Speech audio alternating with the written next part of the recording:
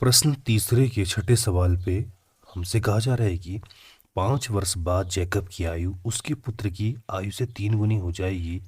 5 वर्ष पूर्व जैकब की आयु उसके पुत्र की आयु की 7 गुनी थी। उनकी वर्तमान आयु क्या है? तो सबसे पहले सवाल पे जो चीज़ पूछी गई है उसको हमने मान लेना है। यहाँ पर जैकब और उसके पुत्र की उम्र की बात हो रही है और वही चीज पूछी भी गई है, तो हम इसे मान लेते हैं। माना जैकब की वर्तमान आयु बराबर x वर्ष, माना जैकब के पुत्र की वर्तमान आयु बराबर y वर्ष।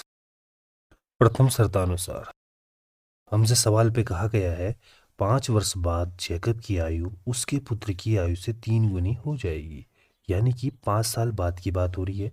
5 वर्ष बाद जैकब की आयु बराबर उसके पुत्र की आयु 5 साल बाद वाली से 3 गुना, यानी कि गुणा 3। तो हम लिखेंगे 5 वर्ष बाद जैकब की आयु बराबर 5 वर्ष बाद उसके पुत्र की आयु गुणा 3।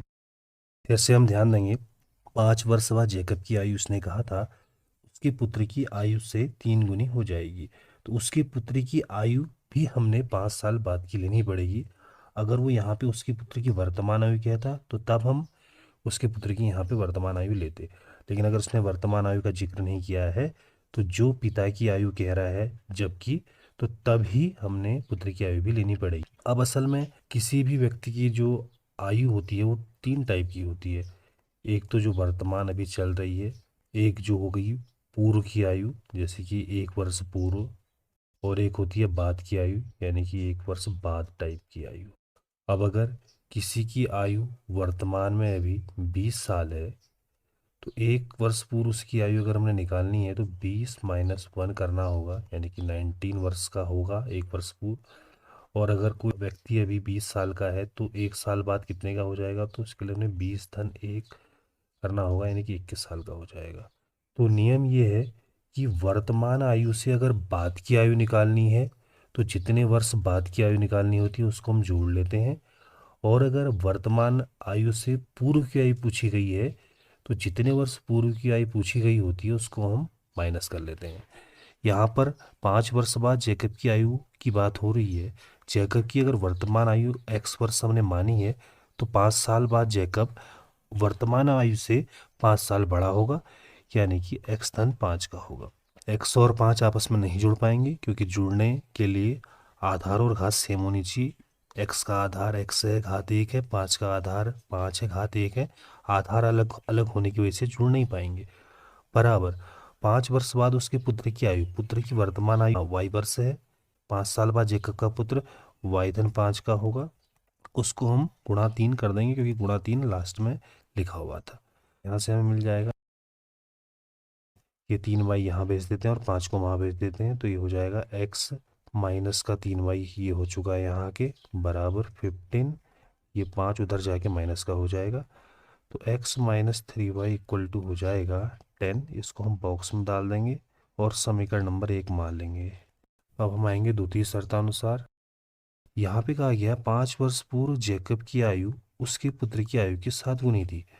तो 5 वर्ष पूर्व जैकब की आयु उसके पुत्र की आयु, यहाँ पे वर्तमान शब्द का जिक्र नहीं है तो उसके पुत्र की आयु भी हमने 5 साल पहले की लेनी पड़ेगी कि 7 गुनी है। तो इसको हम लिख देंगे 5 वर्ष पूर्व जैकब की आयु बराबर 5 वर्ष पूर्व उसके पुत्र की आयु गुणा 7। तो जैकब की वर्तमान आयु हमने x वर्ष मानी हुई है, तो 5 साल पहले जैकब अपनी वर्तमान आयु यानी कि x से 5 साल कम का होगा, यानी कि x - 5 आ जाएगा बराबर जैकब के पुत्र की वर्तमान आयु y वर्ष मानी है। 5 साल पूर्व जैकब का पुत्र y से 5 साल छोटा होगा, तो y - 5 यहाँ पे हम लिख देंगे। गुणा 7 भी हमने करना है, अब 7 का गुणा दोनों में करना, तो यहाँ कोष्टक डाल देंगे। तो x - 5 बराबर हो जाएगा 7 का गुणा दोनों पे होगा 7y माइनस का 35। 7y उधर भेज देंगे, माइनस का 5 इधर भेज देंगे, तो ये हो जाएगा x - 7y equal to minus का 35 ऐसे रहा, ये माइनस का 5 इधर आके प्लस का 5 हो जाएगा। तो यहाँ से हमें मिल जाएगा x - 7y equal to minus का 30। इसको हम बॉक्स में डाल देंगे और समीकरण नंबर 2 लिख देंगे। समीकरण 1 तथा 2 अभीष्ट रैखिक समीकरण युग्म है, इसे हम लिख लेते हैं। अब हमने इन दोनों समीकरणों को प्रतिस्थापन विधि से हल करने के बाद x और y के मान निकालने हैं। तो प्रतिस्थापन विधि में किसी एक समीकरण से हम x या y का मान निकाल के दूसरी वाली समीकरण में उसका मान रख देते हैं। तो हम समीकरण नंबर 1 से ही मान निकाल लेते हैं x का और समीकरण नंबर 2 में रख देते हैं। हम यहाँ से मान निकाल के भी ऊपर रख सकते थे, लेकिन एक ही बात है, तो इसलिए हम यहाँ से मान निकाल के यहाँ रख देते हैं। तो पुनः समीकरण नंबर 1 से, तो समीकरण नंबर 1 से x minus 3y equal to 10, यहाँ से हम x की वैल्यू निकाल लेंगे तो x की वैल्यू आ जाएगी 10 प्लस 3y। इसको हम इक्वेशन नंबर 3 मान लेंगे और इस मान को समीकरण नंबर 2 में रख देंगे, x का मान समीकरण नंबर 2 में रखने पर। तो यहाँ से जब हम मान रखेंगे तो x की जगह पे हो जाएगा 10 प्लस 3y, ब्रैकेट में डाल देते हैं, माइनस का 7y ऐसे रहा, इक्वल टू माइनस का 30 भी ऐसे रहा। अब इसके बाहर कोई चिन्ह नहीं है तो प्लस का चिन्ह है, और अगर कोष्टक के बाहर प्लस का चिन्ह होता है तो अंदर के जो अंक हैं सेम टू सेम लिख दिए जाते हैं। तो 10 प्लस 3y ऐसे लिख दिया, माइनस का 7y ऐसे रहा, इक्वल टू माइनस का 30 भी ऐसे रहा। अब ये 3y और माइनस 7y सॉल्व करने के बाद माइनस का 4y हो जाएगा, इक्वल टू माइनस 30 ऐसे रहा। ये 10 पक्षांतर होकर माइनस का 10 बन जाएगा, तो माइनस 4y इक्वल टू हो जाएगा माइनस का 40। तो यहाँ से y की वैल्यू मिल जाएगी माइनस का 40 अपॉन पे माइनस का 4। माइनस से माइनस कैंसिल हो गए और 4 से 40 डिवाइड होता है 10 बार, तो y की वैल्यू मिल गई 10। तो ये पहला मान हमारा मिल चुका है। अब हम y का मान समीकरण 1, 2 या 3 किसी में भी रखें, हम x का मान प्राप्त कर लेंगे। तो सबसे इजी रहता है समीकरण नंबर 3 में मान रखना, तो y का मान समीकरण नंबर 3 में रखने पर। तो समीकरण नंबर 3 में जब हम y का मान रखेंगे तो x इक्वल टू हो जाएगा 10 प्लस 3 इंटू वाई यानी कि 10। तो x इक्वल टू हो जाएगा 10 प्लस 30 यानी कि x का मान आ जाएगा 40। तो ये हमारे आंसर हो चुके हैं। इन मानों को हम यहाँ पे रख देंगे। अतः जैकब की वर्तमान आयु x बराबर 40 वर्ष, जैकब के पुत्र की वर्तमान आयु y बराबर 10 वर्ष। ये हमारा आंसर हो जाएगा। उत्तर की जांच हम कर सकते हैं।